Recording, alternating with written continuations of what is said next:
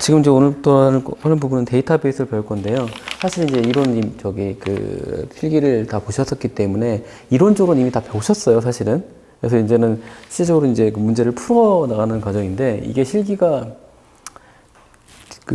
원래는 이제 컴퓨터로 하는 실기라 그러면, 기사 실기라 그러면 이제 실제로 뭐 코딩을 해본다거나 이렇게 돼야 되는데, 사실 그렇게 못 하잖아요. 결국은 그래서 이제 뭐가 되면 이게 주관식이 돼버린 거죠. 정확히는 주관식이라보다는 단답식이라는 표현이 정확하긴 한데, 그래서 예전 같으면 이제 뭐라고 하지? 이제 문제 속에서 이렇게 지문에 이제 답이 있으니까 찍으면 되는데, 찍는다기보다는 이제 실제로 적어야 되니까 정확히 단어를 알고 있어야 된다는 게 좀 이 과목에 있어서 좀 굉장히 좀 짜증나는 일이에요, 사실은. 근데 요즘에 모든 웬만한 것들의 실기가 대부분 이런 식으로 대체되는 경우가 좀 많아가지고, 실제로 깎고 조이는 거 아니면, 예. 다행히도 어디냐, 전기 뭐 이런 거 실제로 전기를 연결하고 이런 거 해야 되잖아요. 그래서 실제로 불이 들어와야 되고, 근데 이거는 그걸 정렬이 못하니까 적는 걸로만 되어 있습니다. 그래서 오늘은 데이터베이스예요. 데이터베이스하고 이제 쭉 해서 이제 시간이 더 지나게 되면 이제 내일까지 해가지고 업무 프로세스까지 하게 되면 이제 과목이 마감이 되는데, 이 두 가지 가지고 좀 시간을 좀 잡아보도록 하겠습니다. 첫 번째는 데이터베이스 개념이에요. 교재가 지금 298페이지죠. 보시면 요거는 많이 보던 거죠. 이론적으로 봤을 때.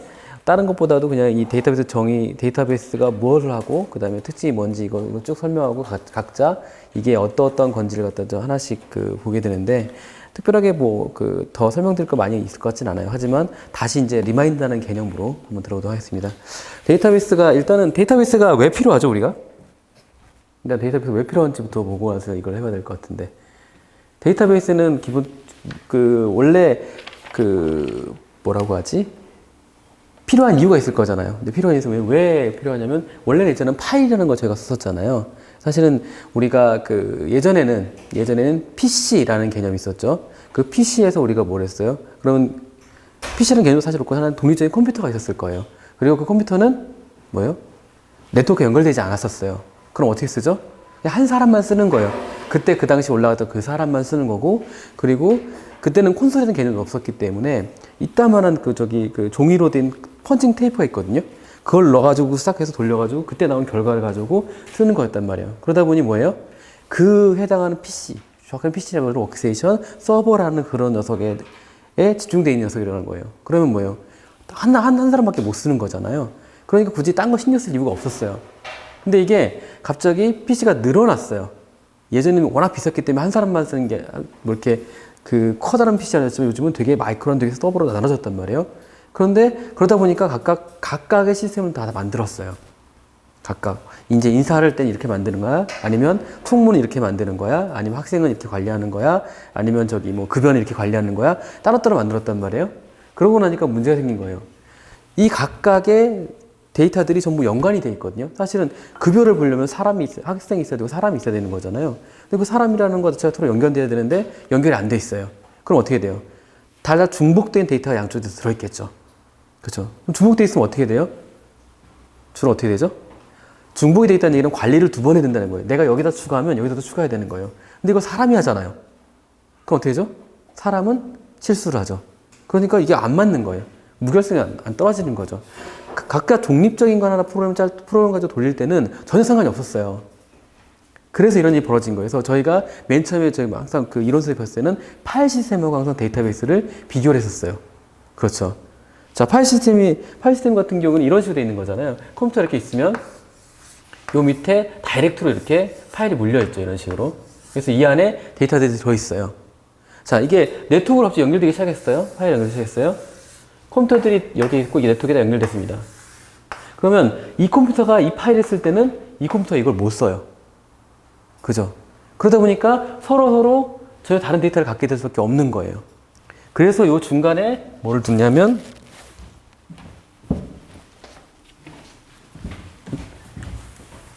소위 말하는 DBMS를 딱 두는 거예요. 그래서 얘가 대신 모든 요청을 받아주는 거예요. 받아준 다음에 얘 나름대로 스케줄 돌려가지고 밑에 하나의 큰 파일에다가 데이터를 저장해 주는 거죠. 그래서 우리가 얘기했던 소리 모여있다는 얘기를 하고 있는 거예요. 자, 이 개념을 가지고 한번 데이터베이스를 볼게요.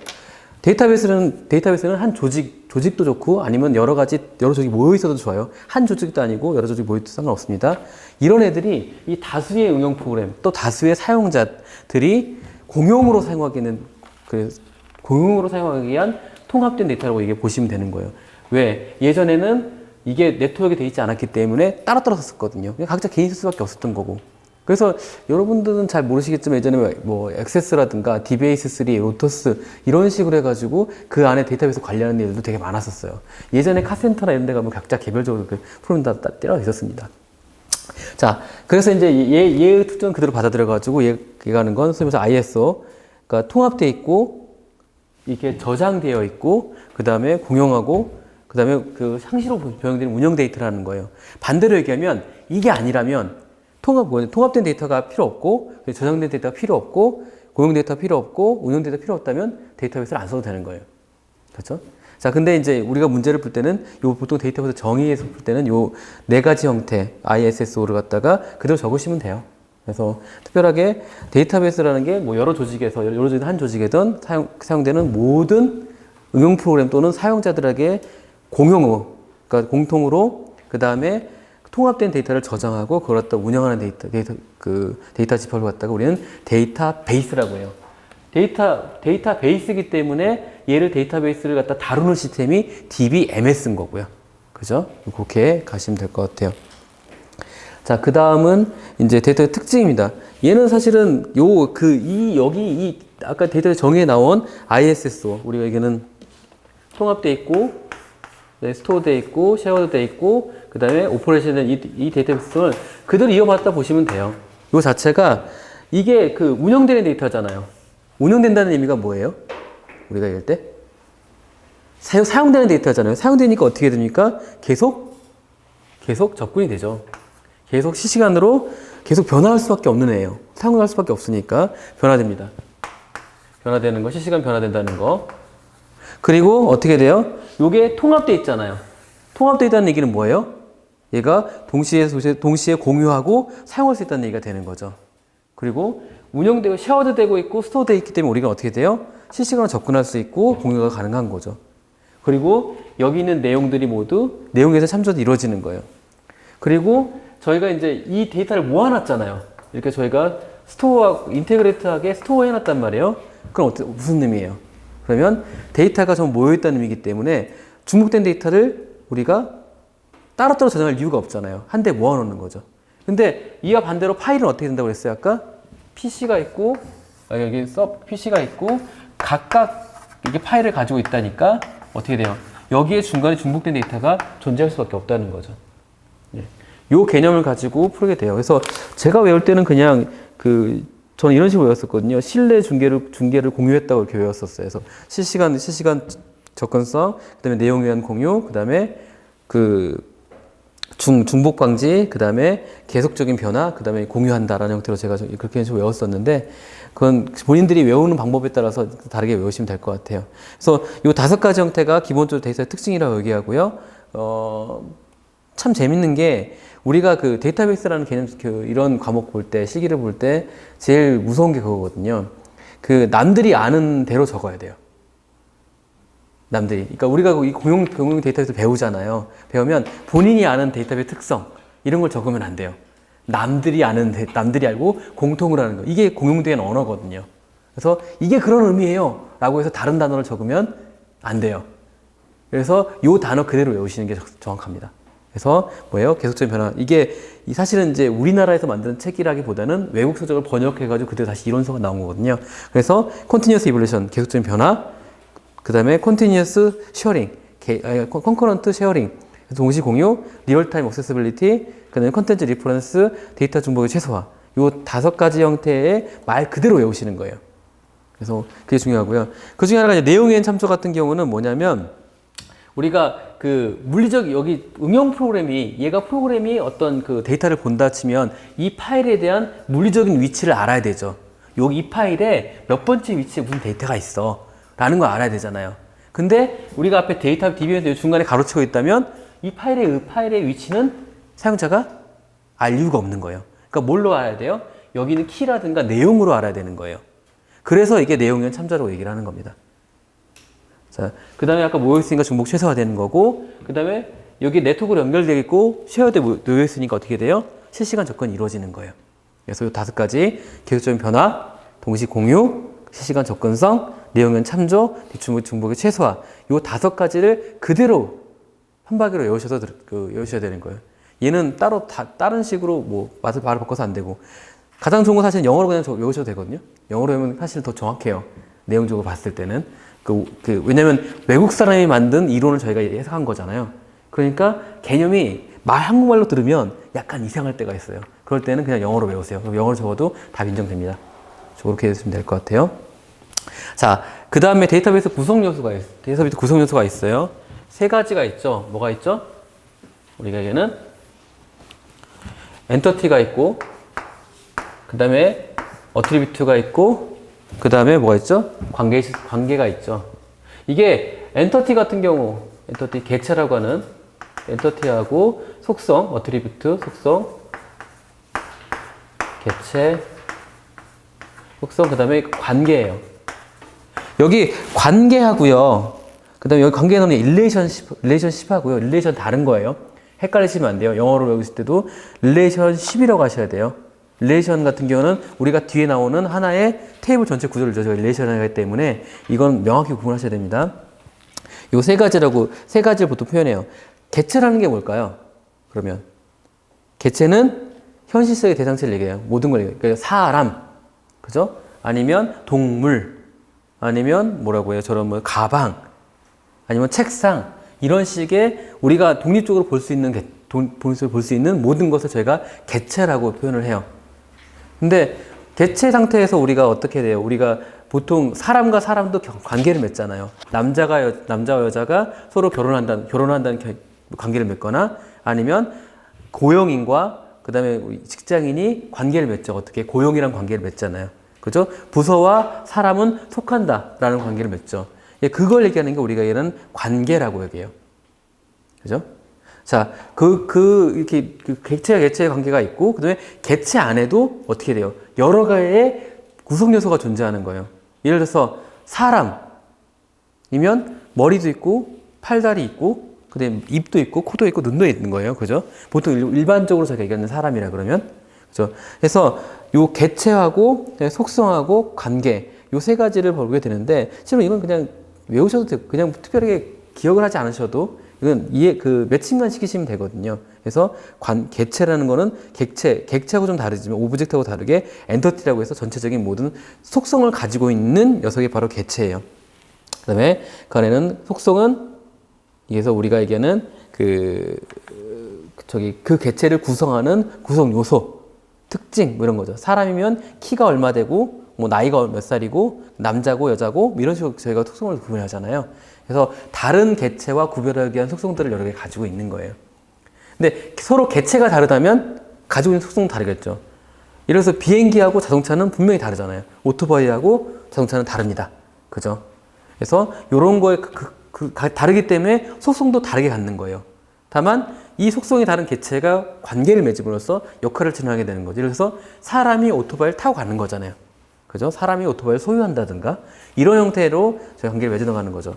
근데 관계 같은 경우는 어떻게 돼요? 우리가 여러 가지 관계를 맺을 수 있겠죠. 그래서 한 사람이 여러 사람을 관계를 있어요. 예를 들어서 부서 같은 경우, 예를 들어서 학과다. 학과에는 여러 학생이 있죠.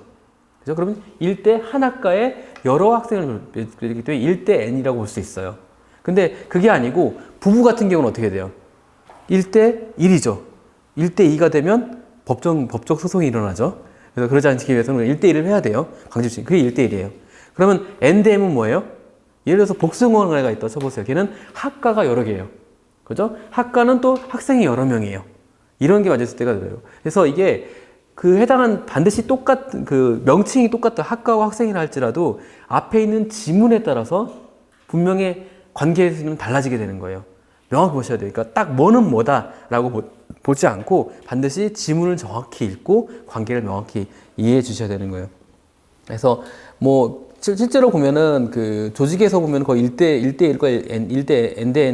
N 관계가 많다 치지만 여러 가지 거래 이런 것 같은 경우에는 당연히 N 대 N 관계가 훨씬 더 많을 수가 있습니다. 예. 그래서 요런 엔터티하고 그 어트리뷰트하고 릴레이션십을 표현하기 위한 곳이 있어요. 거기 바로 시스템 카탈로그라고 하는 곳이에요.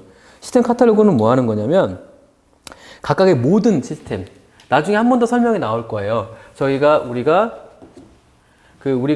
그 스키마라는 걸 배울 때 개념, 논리, 그 다음에 물리라는 스키마를 볼 거예요.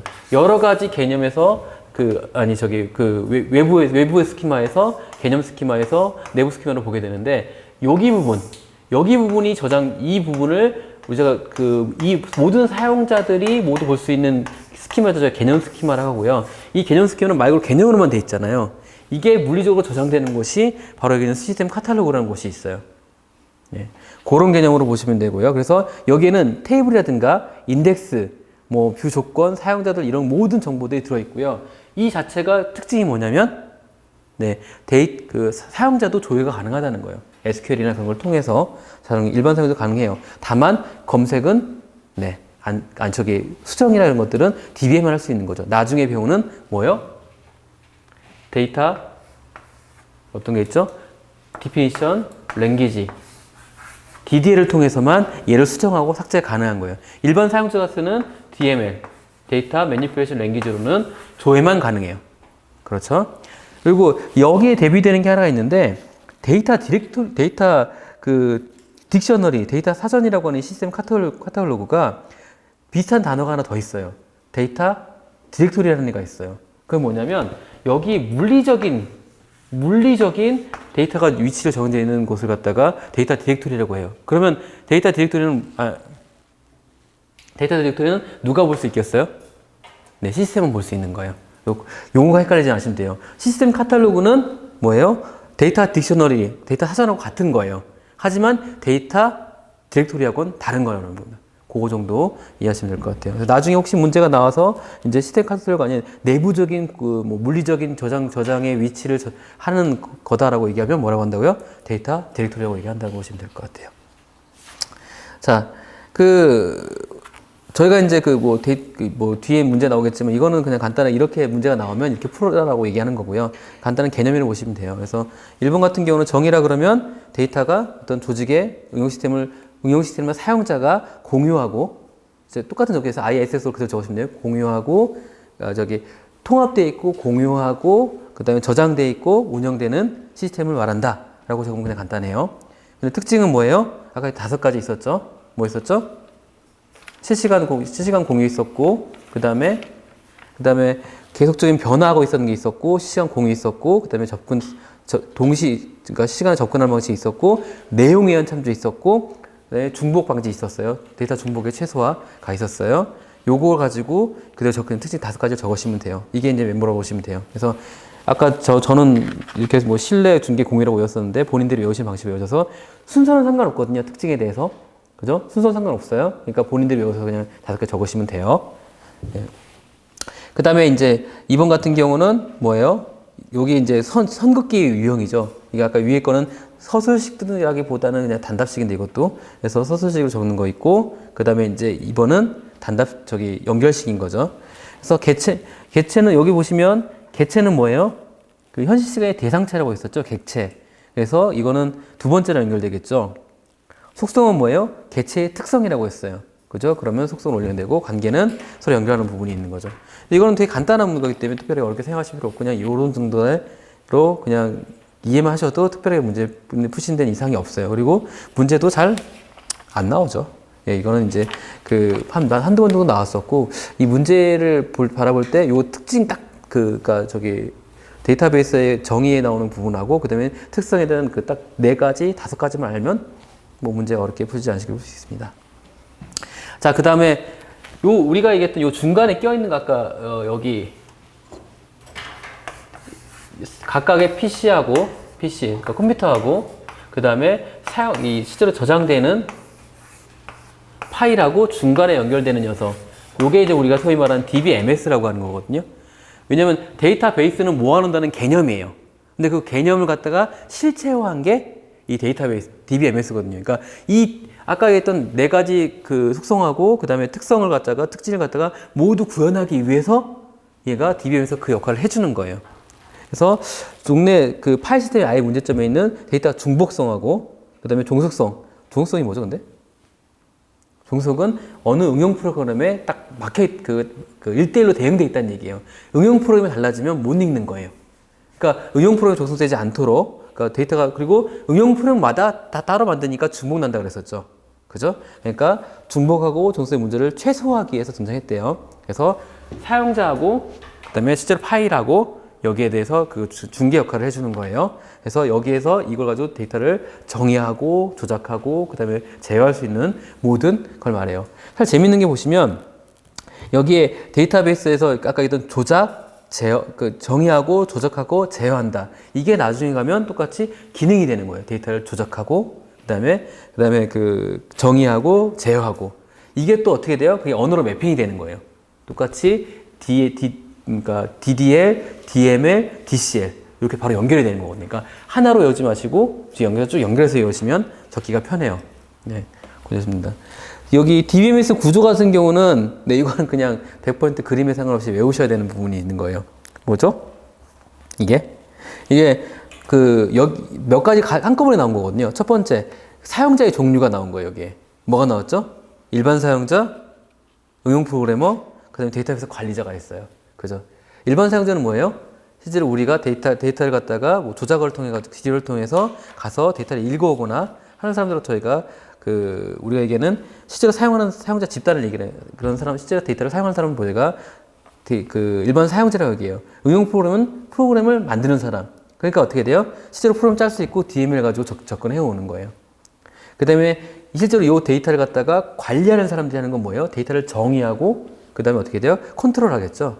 그런 것들을 하고 있는 데이터 관리사가 있습니다. 그래서 이 사용자와 그리고 사용자가 사용하는 언어. 일반 사용자는 지리어를 사용해요.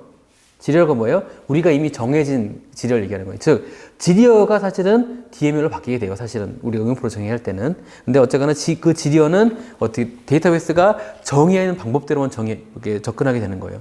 이게 왜 지리어하고 DML하고 사실은 거의 같아요. 근데 뭐가 다르죠? DML은 이 시스템이 정한 언어인 거예요, 사실은. 이 DBMS가 정한 거예요. 요즘은 뭘로부터 통일됐어요? 다 SQL로 통일됐지만 예전엔 그렇지 않았었거든요. 그래서 일반 사용자가 쓸 수 있는 언어하고 프로그래머 쓸 수 있는 언어가 달랐었어요, 예전에는. 그래서 이게 사실 구분이 있는 거예요. 쿼리가, 그다음에 DML과 그다음에 DDL로 바뀌어져 있는 형태가. 데이터베이스 관리자는 데이터베이스, 예전에는 DB도 프로그래머가 실제로 테이블을 실제로 막 건든다? 절대 못한 일이에요. 무조건 DBA가 해야 돼요. 왜냐면 그 DBA는 전체적인 데이터 구조를 다 알고 있는 사람이에요. 그러니까 이 데이터가 중복났다. 아니면 이 데이터를 성능을 어떻게 맞춰야 된다. 컬럼을 어떻게 만들어야 된다. 크기를 어떻게 조정해야 된다라는 걸 이 사람이 했어요. 왜? 예전엔 그 DBA가 그러니까 요 DB가 들어있는 서버가 굉장히 비쌌어요. 그러니까 함부로 데이터를 만들어서 백도어 한다는 얘기는 큰일이 나는 거예요. 그래서 통합하는 사람이 DBA가 일을 처리해 주는 겁니다. 그래서 사용자 구분, 사용자가 사용하는 언어의 구분, 그죠? 지리어, DML, DDL, 그죠? 그리고 사용자 그 언어를 번역하는 번역기가 달라요. 보시면 지리어 처리기, DML 컴파일러, DDL 컴파일러 이렇게 되어 있는 거죠. 보시면 DML이니까 데이터를 조작하는 거잖아요. 그건 응용 프로가 하는 거예요. 그죠? 그리고 어떻게 돼요? 데이터를 정의하는 거니까 DDL 하니까 그건 DBA가 하는 거예요. 예, 요렇게 매칭이 돼서요. 요게 이제 내려와가지고 실제로 런타임 데이터 처리하고 트랜잭션을 관리하고 저장돼서 관리하는 형태로 들어가서 어디로 들어가요? 데이터베이스와 그 다음에 아까 나왔던 시스템 카탈로그인 데이터 사전이 들어가는 거죠. 데이터베이스에는 뭐가 들어가요? 데이터가 들어가죠. 데이터. 아까 했던 우리가 사람이라고 했으면 강명구, 강희원, 여기 누구 조자, 이영진, 김영주, 요 사람이 데이터가 들어가는 거고요. 그러면 데이터 사전에 뭐가 들어있어요? 사람이라는 사람은 어떻게 구성되는가? 이름, 나이, 성별, 이런 식으로 구성되는 틀을 저장하는 것이 데이터 사전인 거죠. 이거 아까 방금 전에 했던 시스템 카탈로그. 그 얘기를 하는 겁니다. 그래서 저장되는 구조가 이렇게 된다. 그러면 DDL 컴파일러가 실행되면은 어느 데이터를 건드리겠어요? 데이터 사전을 건드리겠죠. DML 컴파일러가 또는 지리어 처리기가 이 밑에 데이터를 들어가면 어디로 들어가겠어요? 데이터베이스로 들어가게 되는 거죠. 그 점 명확히 보시면 돼요. 자, 방금 전에 얘기했던 요 사용자에 따라서 위에 있던 데이터 정의에 따라서 그 모든 사용자랑 응용 프로그램 데이터를 공유할 수 있고 관리 운영의 소프트웨어 시스템인데 얘들이 뭐예요? 정의하고 조작하고 제어한다고 했죠. 그대로 정의 기능이 있는 거고 조작 기능이 있는 거고 제어 기능이 있는 거예요. 정의 기능은 뭐예요?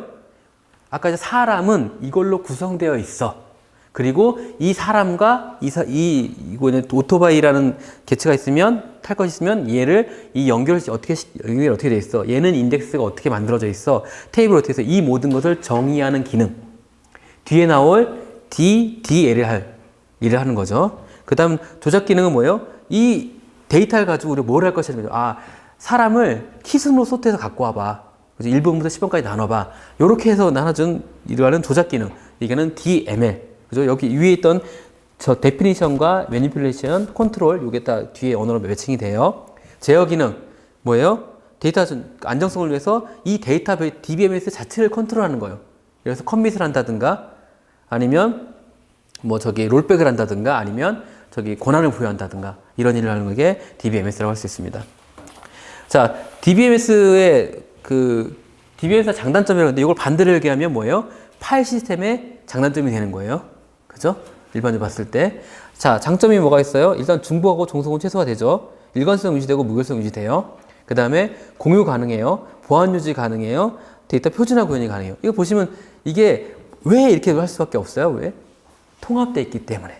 통합되어 있게 저장되기 때문에 중복을 저할 수밖에 없고 통합되어 있으니까 어느 특정 응용 프로에 종속되어 있지도 않아요. 그렇죠? 근데 일관성도 유지할 수 있어요. 왜? 중간에 저희가 그런 통제 톡을 두기 때문에 무결성도 유지돼요. 네, 공유도 가능하고 보안 유지가 가능해요. 왜? 한 군데만 처리하면 되니까. 그 다음에 데이터 표준화가 될 수밖에 없죠. 이게 장점인 거고 단점이 뭐예요? 일단 DB가 비싸요. 물론 요즘 공짜 DB 많긴 하지만 무조건 오라클 예전에 생각해서 찾아주면 엄청 비싸거든요. 몇 천만 원, 몇 억씩까지 했어요. 예. 그리고 자료 처리 복잡하고요. 왜? 앞에 있던 거 다 해줘야 되잖아요. 일관성, 무결성 이런 거 다 해줘야 되잖아요. 그죠? 그 다음에 백업과 리커버리 같은 해줄 게 어려움도 있고 그 다음에 한 군데 모여있으니까 어떻게 돼요? 얘가 망가지면 다 망가지는 거예요. 보안 쪽도 마찬가지. 얘가 하나 뚫리면 다 뚫리는 거예요. 그래서 보안이라는 곳 치면 얘는 양날의 검이에요. 장점 될 수 있고 단점 될 수 있는 곳이 사실 보안이에요. 그래서 반대로 얘기하면 어떻게 돼요? 파일 시스템의 장단점이 바뀌어버리면 되는 거예요. 뭐예요? 파일 시스템의 장점이 뭐겠어요? 운영비 적게 들고요. 자료 처리 되게 편하게 될 거고, 백업 리커버리 각자 따로 하게 되는 거고, 그 다음에 장애가 나더라도 걔만 망가지는 거죠. 그러니까 이런 식으로 이제 거꾸로 생각하시면 된다고 보시면 돼요. 자, 그리고 데이터베이스는 다시 설명할 필요가 없을 것 같아요. 보면 위에 있던 앞에 있던 뭐가 있었죠? 정의 기능, 조작 기능, 제어 기능을 하는 애가 DDL, DML, DCL인 거예요. 그래도 영어 읽어보면 똑같아요. 데이터 데피니션, 데이터 매니플리케이션, 데이터 컨트롤이에요. 예, 그렇게 외우시면 될 거고요. 이게 이제 뭐 정의를 하게 쓰는 언어는 나중에 자세히 볼 거지만 뭐 create, drop, alter 이런 걸 쓰는 거고 조작어는 뭐 select, 그다음에 insert, update, delete. 소위 우리가 얘기하는 소위는 CRUD가 있는 얘기를 말하는 거고요. 제어 같은 경우는 commit, rollback, grant, revoke. 문제 잘 나는 건 사실은 grant하고 revoke 권한 주는 거니까 쓰게 될 거예요. 요거 가지고 이제 그림 보는 거예요. 요 그림은 계속 바꿔가면서 이 중간에 하나씩 빌 거예요. 그죠? 얘는 뭐겠어요? 아까 지리어 처리가 있었으니까 얘는 DML 처리가 있겠죠? 그 DML 컴파일러가 있을 겁니다. 그리고 뭐 있어요? 쭉 저장해서 데이터베이스가 있으면 데이터가 들어있는 데이터베이스면 데이터 구조가 저장되는 데이터 사전, 카탈로그, 예, 시스템 카탈로그, 요거 둘 다 써세요. 예, 그런 거 적으시면 됩니다. 그 다음에 얘 특성이에요. 뭐죠? 가가 그 유효성, 정확성, 안정성이 돼. 이런 걸 유지해야 된대요. 근데 그것보다도 나가 딱 정확해요. 결점이 없어야 돼요. 한자로 우리가 무결성이잖아요. 결함이 없는 속성이잖아요. 그러니까 무결성이 있는 거죠. 그래서 얘는 무결성으로 보면 되고요. DDL은 뭐예요? 3번의 DDL은 데이터를 정의, 그 다음에 데이터를 조작, DCL은 데이터를 제어. 그래서 예제로 그냥 앞에다가 뭐 create, 뭐 alter 이런 식으로 해서 그냥 예제만 붙여주면 충분히 문제 점수가 잘 나올 수밖에 없는 거죠. 자, 여기서 우리가 요 중간에 있는 거, 여기 전체가 있는 거, 여기에 DBMS에서 우리가 그 DDL로 할 수 있는 거예요. 뭐죠? 데이터베이스를 갖다가 우리가 표현하는 것이 있는 거예요. 그죠? 그래서 데이터 그걸 전체적으로 데이터베이스의 구조, 그 다음에 제약 조건 이런 것들 모두 할 수 있는 걸 우리가 스키마라고 표현합니다. 스키마를 표현하기 위해서 우리는 몇 가지가 있는데 여기 있는 것처럼 여기에 논리적인 구조를 갖다가 사용하는 분이 있어요. 실제로 데이터가 저장되는 물리적인 구조가 있는 곳이 있어요. 예. 요거에 따라서 얘는 뭐예요? 외부. 그래서 우리가 얘기하는 외부 개념. 그 다음에 여기는 개념 뭐예요? 내부가 있어요.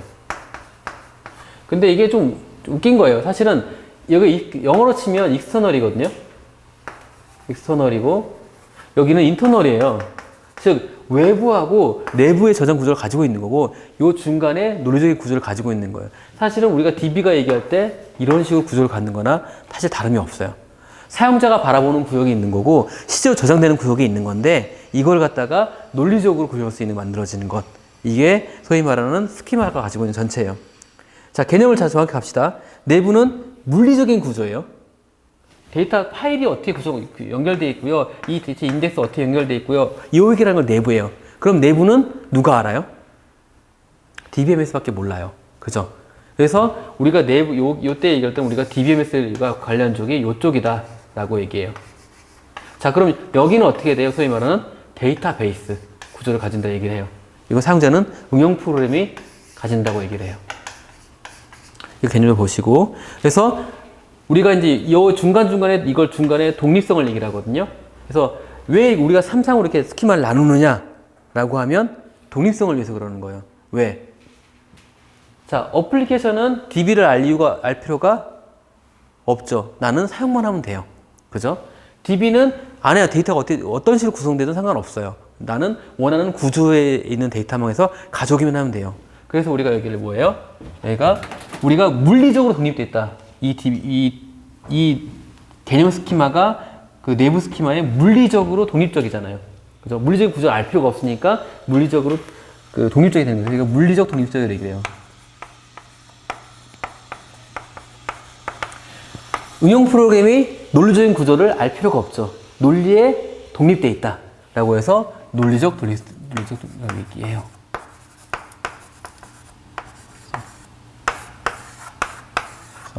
요 중간 사이요.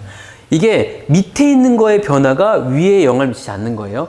위에 있는 거의 이게 변화가 밑에 영향을 미치는 게 아니라 요거의 개념을 명확히 가지고 가시면 될 것 같아요. 그래서 이 모든 걸 가지고 저희가 얘기하는 거를 이제 소위 스키마 표현, 그러니까 데이터베이스는 스키마로 표현된다라고 보시면 되고요. 이 스키마를 관리하는 사람이 누구예요? 네, 누구죠? DBA가 하는 거예요. 그래서 데이터 구성 요소를 어떻게 만들고 어떻게 뭐 조장 구조를 어떻게 구성되고 즉 여기 요 두 가지를 모두 그러니까 DB하고 DBM에서 개념 스키마하고 내부 스키마를 가지고 관리하는 애가 DBA다라고 보시면 돼요. 그래서 요 DBA가 예전 역할이 굉장히 강했었거든요. 강했었는데 요즘 많이 죽었어요. 워낙 그 프로그램들이 알아서 만들어진 경우가 많기 때문에 그랬습니다. 그래서 여기에 이제 그 응용 프로그램하고 사용자하고 데이터 관리자가 그 책에 나오죠. 요거는 앞에서 그 어디냐? 그 몇 페이지지? 301페이지에 있는 일반 사용자, 응용 프로그래머, 데이터베이스 관리자와 매칭된다고 보시면 돼요. 그걸 그대로 옮겨서 보시면 될 것 같습니다. 네.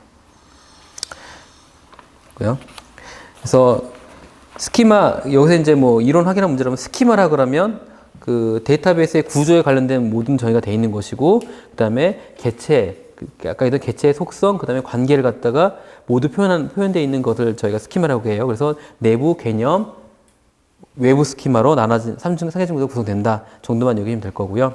이 3층 중에서 물리적 저장 장치니까 뭐예요? 실제로 내부적으로 저장되는 장치죠. 그래서 이건 내부 스키마라고 얘기하는 거고요. 그 다음에 그 관리 운영에 책임지는 사람이고 뭐예요? 이거 관리하는 사람이잖아요. 실제로 이거를 거꾸로 다시 한번 얘기해보면 뭐가 돼요? 그러면 데이터베이스 실제 내용을 가지고 사용하는 사람을 뭐라 하냐? 그럼 사용자라 얘기를 하는 거예요. 그리고 데이터베이스 일반 사용자가 사용할 수 있게 프로그램을 짠다 그러면 응용 프로그램인 거예요. 결국은 DBA는 이걸 하기에는 데이터 구조를 짜고 백업 계획 세우고 이런 사람을 갖다가 저희 관리자라고 하는 거죠. 실제로 여러분들이 뭐 관심이 있을지 모르지만 DBA가 되시면 안 잘립니다. 회사에서 쉽게 안 잘리는 직업이 DBA예요. 왜냐면 전체적으로 다 구조를 다 알고 있기 때문에. 자, 그래서 이걸 가지고 간단하게 문제를 풀어보는 것들이 몇 개 있는데, 합격을 다진 예상 문제로 좀 되어 있는 거 한번 볼까요? 공통적으로 데이터는 시스템 구성 요소가 있어요. 구성 요소라고 했으니까 뭐 데이터 여러 가지 내용이 있겠죠. 그 중에서 뭘 봤더니 시스템이 자신이 필요한 여러 가지 개체된 정보를 포함하는 거래요. 아, 이건 자기 자신을 정의하는 언어구나 라는 걸 알 수 있죠. 그러면 DDL이 하겠죠. DDL 하게 되면 그게 저장되는 곳이 뭐예요? 결국 데이터 사전이겠죠. 데이터 사전, 흔히 말하는 데이터 사전을 다른 말로 하면 뭐죠? 시스템 카탈로그로 되어 있죠. 이런 문제 나오면 굉장히 땡큐죠. 왜냐면 데이터 사전이라는 게 이미 나왔기 때문에. 그러면 동의어만 찾으면 되니까 나중에 헷갈리지 마세요. 데이터 디렉토리건 다른 거예요. 예. 그리고 자, 이제 예상 문제 2번 같은 경우는 이 그림 그냥 그대로 외운 거니까 딱 보면 뭐예요? 아, 지리어 응용 프로그램 스키마 딱 있는 거 봐서 응용 프로그램이니까 프로그램 짜는 사람이겠지. 그러면 개발자일 거고요. 응용 프로그램이 될 거고, 지리어는 사용자가 하는 걸 거고, 데이터 디펜션 랭귀지니까 데이터를 정의하려니까 DBA겠네. 데이터베이스 관리자. 이렇게 하면 되는 거죠. 예. 어렵지 않게 문제를 푸실 수 있는 걸 할 수 있습니다. 자, 이제 문제의 뭐예요? 데이터 모델링이에요. 예. 이거는 하나하나 보면서 해결하기 때문에 약간 시간이 걸릴 수 있습니다. 볼게요. 자, 데이터베이스를 일단 설계한다는 개념이 뭘까요? 데이터베이스. 일단은 우리가 뭐를 하죠? 데이터를 설계를 하려면 데이터가 어떻게 구성되는지 알아야 되는 거죠. 그럼 뭘 하겠어요? 첫 번째, 요구사항을 분석하는 거죠. 아니, 뭐가 적용될지 알아야 되는 거예요. 예를 들어서 학사 관리 시스템이라고 하면은 학생에 대한 속성을 잡겠죠. 그러면 직원 관리 시스템은 직원에 대한 속성을 잡겠죠. 학생은 학점이 중요하고 듣는 과목이 중요할 거예요. 직장사는 뭐 하겠어요? 그 사람의 급여하고 직위하고 급여가 중요하죠. 즉, 요구사항에 따라서 똑같은 사람인데 다른 속성을 바라볼 수밖에 없어요.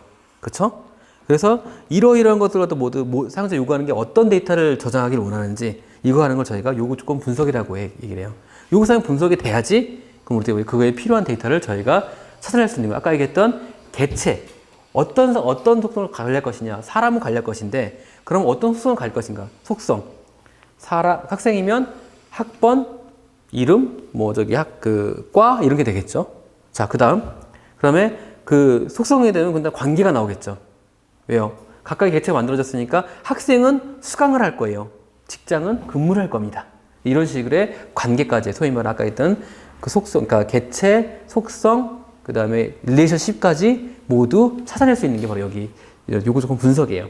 그런 다음에 그걸 실제적으로 우리가 아까 얘기했던 그런 테이블까지 모두 만들어내는 과정을 저희가 설계라고 하고요.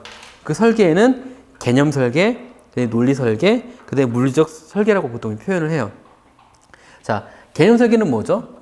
개념 설계는 아직은 정확히 구체화되지 않았어요. 그래서 대략 한번 알아보는 걸 저희가 개념이라고 해요. 말 그대로 개념적으로 한번 이게 이런 걸 거야 라고 보는 게 개념적으로 본다고 얘기하는 거잖아요. 그런 다음에 실제로 그거를 논리적으로 저장될 구조를 만드는 것. 이게 바로 논리적 설계라고 얘기하는 거고요. 그 다음에 이 논리적으로 만든 틀을 실제로 물리적인 저장 방식으로 구조를 만드는 것. 이게 우리가 물리적 설계라고 보통 얘기를 해요. 그래서 보통 개념 설계에서는 개념 ERD라고 해서 ER 모델 하나 그래요. 즉, 엔터티하고 릴레이션을 어떻게 연결시킬 수 있는가를 모델이 있습니다. 그래서 요걸 그리는 ER 모델은 여러분이 자주 그림을 보게 되실 거예요. 이 ER 모델을 가지고 테이블로 바꾸는 것. 그래서 저희가 그 정교화를 통해서 테이블을 잘 쪼개는 것. 여기까지가 보통 논리적 설계라고 얘기해요. 그런 다음에 그거에 맞게 실제로 인덱스를 만들고 데이터 저장 구조 만들고 요게 물리적 설계예요. 그래서 논리적 설계 때 뭐가 일어나요? 정교화 일어나고 물리적 설계 때 반정교화가 일어나요. 보통 얘기할 때. 그래서 요 시점만 잘 보시면 잘 아시게 될 거예요.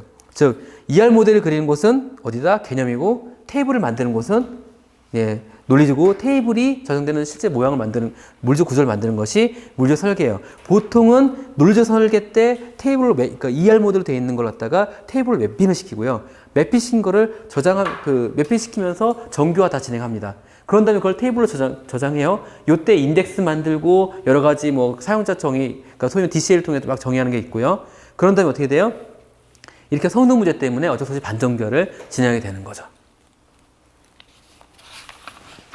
자, 그래서 그런 다음에 이 전체적인 것을 가지고 실질적으로 설계를 한 걸 갖다 이제 실제로 DBMS에다가 반영시키는 것. 이걸 저희가 구현이라고 얘기를 해요. 자, 그런 다음에 이걸 계속 운영하고 개선 유지보수하고 다시 선순환 이루어지는 게 전체적인 유지보수를 진행하는 거고요. 중간에 있는 책에 있는 데이터 아키텍처라는 거는 기업 내에서 DB가 사실은 우리가 여러 개가 존재할 수 있어요. DBMS는. 그죠? 여러 개, 그러니까 인사 시스템도 있고 총무 시스템도 여러 가지 있을 거예요. 그 각자 DB를 따로따로 만든다면 어떻게 되죠? 중군단방 되는 거예요. 그러니까 아예 회사의 표준을 정하는 경우가 있어요. 일단 이름부터 표준을 정해요. 그래서 우리가 보통 일반적인 사원을 표현하면 여러 가지 방법이 있잖아요. 근데 우리는 그 말을 사원으로 표현한다. 직원으로 표현하지 않고 우리는 사원으로 표현한다. 부서장을 팀장으로 표현한다. 이런 것들을 갖다가 다 지정하는 그렇게 표준부터 정해서 데이터 크기. 우리가 보통 사원이라고 하는 경우에는 이름은 몇 자까지 쓰는 거야. 나이는 어쩌까지 쓰는 거야. 이런 모든 것들 다 표준화해 놓은 게 있어요. 그게 바로 데이터베이스 아키텍처예요. 즉, 그 전체적인 모든 것을 구성한 데이터 하나하나의 모든 항목을 정의하는 게 아니라 전체적인 구조를 정해놓는 게 데이터베이스 아키텍처예요. 얘는 나중에 업무 프로세스 나오겠지만 엔터프라이즈 아키텍처의 일부예요. 엔터프라이즈는 기업이라고 하는 거거든요. 그 조직이 가지고 있는 아키텍처 중에 하나예요. 거기에는 그 비즈니스 아키텍처라고 해서 그 자기 비즈니스, 그러니까 실제로 업무 수행을 어떻게 하는가에 대한 아키텍처. 그 다음에 라고 해서 있었고, 어플리케이션 아키텍처라고 해서 이 비즈니스를 갖다가 실제로 운영 프로그램을 짰을 때 라는 아키텍처. 그 다음에 이 운영 프로그램이 사용하는 데이터베이스에 대한 아키텍처. 그 다음에 얘네들을 구현하기 위해서 우리는 어떻게 써요? 웹서버 쓰든 아니면 DBMS를 뭘 쓰든 이런 기술을 갖다가 정의를 해야 되잖아요. 각 시스템마다 기술이 다르다면 유지보수하기 어렵겠죠. 한데 모아서 기술만 모아서 하는 아키텍처. 그 다음에 보안에 대한 아키텍처. 요 5가지를 우리가 EA라고 표현해요. 엔터프라이즈 아키텍처. 이건 범정부 EA라고 해서 현재 우리나라 정부에서는 이 범정부에 의해서 이 5가지 구조를 통해서 저희가 진행을 하고 있습니다. 그거까지만 하시면 될 것 같고요. 예, 요거에서 이제 중요한 거는 순서죠, 순서가 뭐겠어요? 우리가 순서할 때 일단은 요구 분석하고 요구 분석, 설계, 구현, 운영은 일반적인 소프트 개발하고 똑같아요. 그래서 보통 다른 거는 설계에서 순서 어떻게 되냐? 개념, 논리, 물리인 거죠. 그래서 우리가 어딜 가더라도 야구를 배우더라도 야구에 대해서 저기 공 치는 거네? 개념 좀 알고 가다가 실제로 이렇게 되는 거 몸으로 뛰는 건 다른 거잖아요. 그래서 개념, 논리, 물리 이 순서가 중요하다는 거죠. 그래서 확인하는 문제도 그렇게 나왔네요. 자, 그 다음에 이제 개념 설계에서 사용하는 ER 모델에서 설명을 할게요. 여기까지만 하고 잠깐 10분 좀 쉴게요. 자, ER 모델이라는 건 뭐냐면 개념 설계에서 사용하는 건데 실제로 개체에 들어있는 속성하고 그 다음에 관계를 표현하기 위한 모델이에요. 그래서 아까 우리가 흔히 얘기했던 데이터베이스 구성 요소인 엔터티, 어트리뷰트, 그 다음에 릴레이션십을 갖다가 표현하기 위해서 누가 만들었다? 되게 유명한 사람이 만들었는데 천이라는 박사에 대해서 최초로 제안되었대요. 그래서 되게 간단하게 만들 수가 있어요. 물론 실제로 우리가 DB 설계 들어가면 이 그림을 그리지 못해요. 왜냐면 생각보다 항목이 되게 많습니다. 사람을 구성하는 요소도 굉장히 많아요. 하지만 개념적으로 요런 구조 연결돼 라는 정도까지는 이해로 가능한 거예요. 자, 여기서 이 기호는 정확히 알고 계셔야 돼요. 첫 번째, 사각형은 뭐죠? 우리가 했던 개체예요. 그리고 사각형 타원으로 되어 있는 거는 타원으로 되어 있는 거는 각각의 뭐예요? 속성들이 이렇게 있는 거예요. 속성들이 있는 거고, 이 중에서 밑줄 친 게 있어요. 이게 키예요. 이 개체를 구분짓는 키예요. 뒤에 나오면 좀 자세하게 후보키 이렇게 나오겠지만 이 개체를 찾아낼 수 있는 키가 되어 있어요. 특히 밑줄로 되어 있다 그러면 얘는 기본 키예요. 그죠? 이렇게 보시면 되고요. 그 다음 이 DB와 개체와 개체를 연결하는 관계가 있는 거죠. 그렇죠? 있는 거고, 그 다음에 여기에 대해서 각각의 이 동그라미 밑에 이런 식으로 또 추가적으로 이렇게 있다. 요거는 복합 속성이에요. 이 속성이 하나로 이루어지는 게 아니라 여러 개로 이루어져 있다. 여기 이 책에 나와 있지 않지만 이런 것도 있어요. 이렇게 중간에 쌍선으로 되어 있는 게 있어요. 여기 이렇게 선이 두 개 있는 게 있습니다. 사각형이 두 개 겹쳐 있는 거, 아니면 마름모가 겹쳐 있는 게 있어요. 이게 뭐냐면 약한 개체예요. 개체는 개체인데 얘는 혼자 독립적이에요. 하지만 얘는 얘 없이 나올 수 없는 거예요. 예를 들어서 그렇죠. 그러니까 회사가 있다면, 회사에 직원이 있다면 직원의 부양거정이 있다고 해보세요. 부양거정이라는 개체는 어떻게 돼요? 저기 직원 없이는 존재할 수 없죠. 그런 걸 저희가 우리 흔히 얘기하는 약한 개체라고 해요. 그래서 약한 개체를 연결한 게 바로 이 마름모 어쩌 두 개가 연결되어 있는 거죠.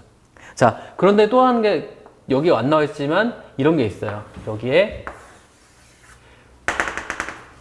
점선으로 되어 있는 게 있어요. 선이 거져 있긴 한데 점선이야. 이게 왜 그렇죠? 얘가 약하니까 그 프라이머리 키도 약한 거예요. 혼자 존재할 수 없어요. 그래서 이 강한 개체에 있는 이 키를 가져와서 키를 만들 수가 있어요. 네. 그래서 이제 이건 약한 개체의 키이기 때문에 복합키라고 얘기를 하고요.